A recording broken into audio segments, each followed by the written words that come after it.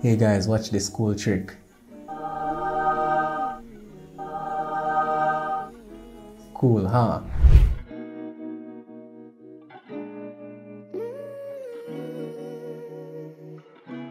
Taking photos is more than just a hobby. For a lot of persons, it's a way of capturing memorable moments, showing off that amazing site you visited, presenting your products to the world, or even a source of income. They say it's not the tool that makes someone a professional or expert, but the way they execute the resource they have at hand. I said that, by the way. That quote is by me. What I'm trying to say is you don't need an expensive or fancy camera to be a stellar photographer. That is all dependent on your skills and your talents.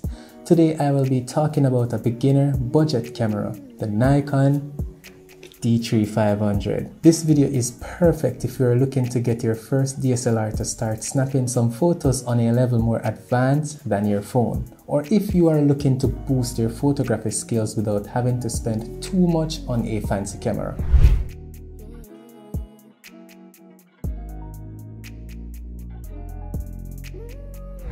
When buying a camera as a beginner, there are a few boxes that I believe you should check before taking a new cam home.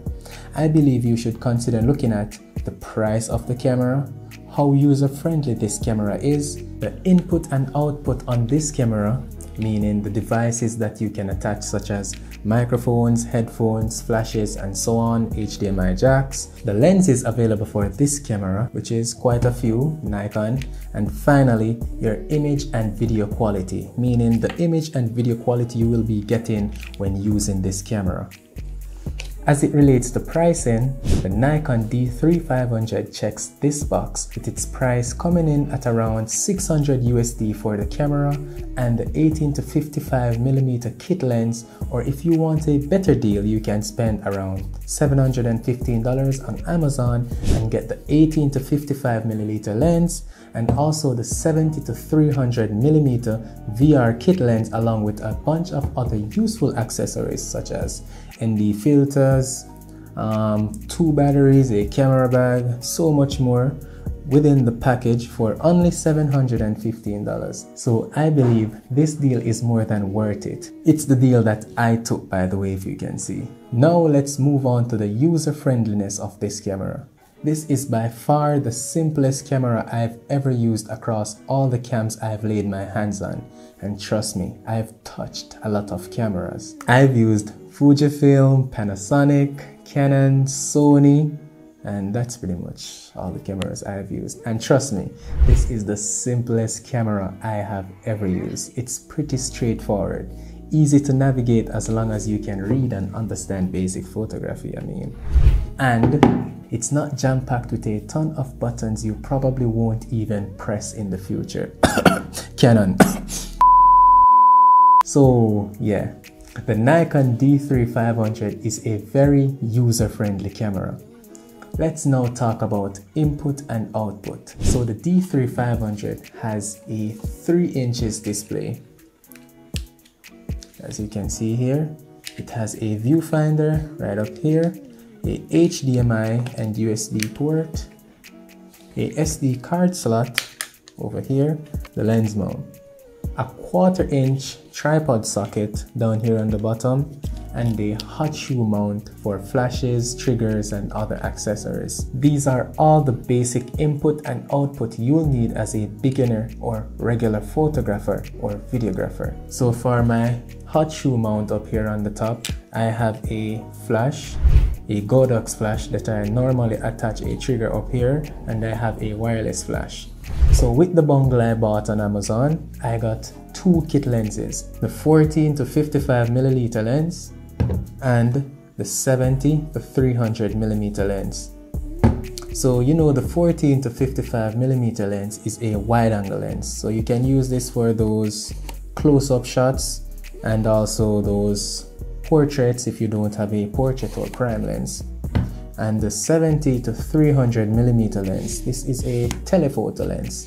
So you can use the 70 to 300mm lens to get those crisp shots at a distance with a really shallow depth of field. And some examples of those photos you can see here.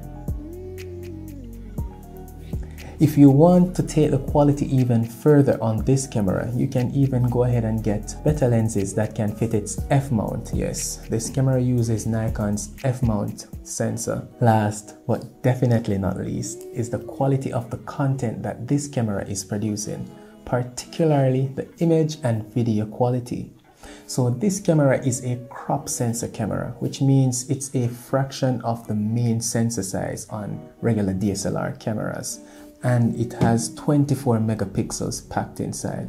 It also produces images of up to 6,000 by 4,000 pixels and shoots both RAW and JPEG image formats. So you can go ahead and post-process your RAW files in Photoshop, Lightroom, or any photo editing software that you use. So even though this camera is not the ideal camera for videography, you can still get some usable footages from this camera.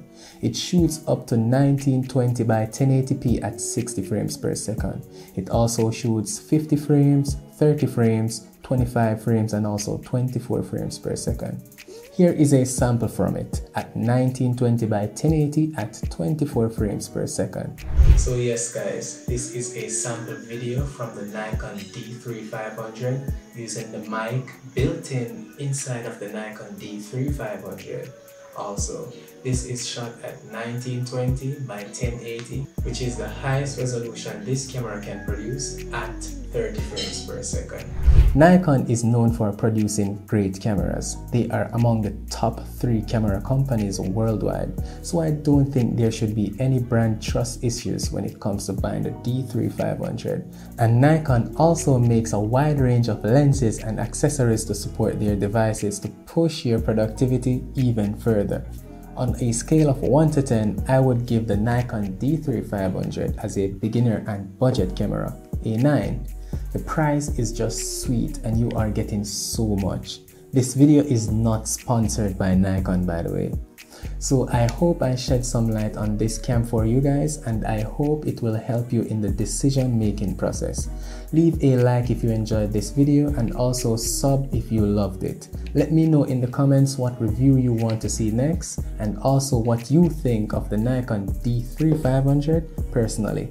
I will also leave 2 links in the description of where you can get this camera on Amazon. Skin Crisis TV, snapping out.